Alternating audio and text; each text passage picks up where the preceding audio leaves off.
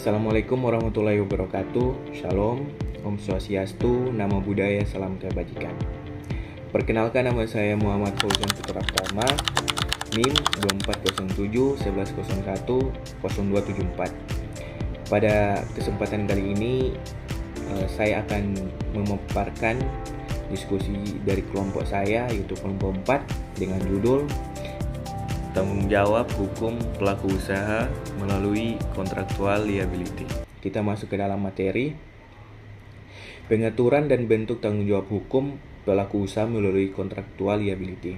Dasar hukum kontraktual liability di Indonesia. Secara umum, dasar hukum kontraktual liability dapat ditemukan dalam beberapa instrumen hukum sebagai berikut. Yang pertama, Kitab Undang-Undang Hukum Perdata atau disebut dengan KUH Perdata.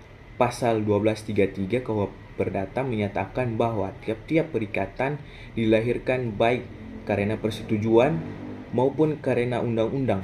Dalam konteks kontraktual liability, perikatan yang dimaksud adalah perikatan yang lahir dari perjanjian antara pelaku usaha dan konsumen.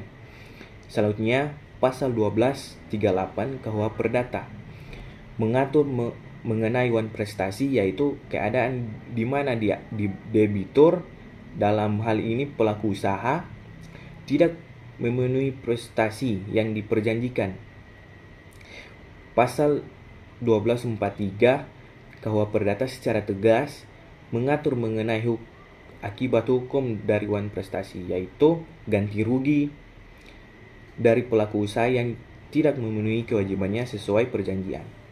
Lebih lanjut, pasal 1365 KUH Perdata mengatur tentang perbuatan melawan hukum yang dalam beberapa kasus tersebut diterapkan secara bersamaan dengan tuntutan wan prestasi.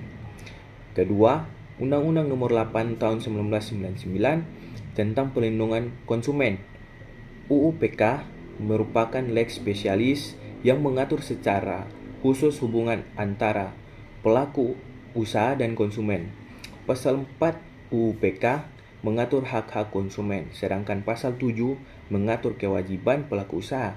Sementara itu, pasal 8 sampai dengan pasal 17 UU-PK mengatur tentang perbuatan-perbuatan yang dilarang bagi pelaku usaha. Kita masuk pada materi yang kedua tentang unsur-unsur kontraktual liability pelaku usaha.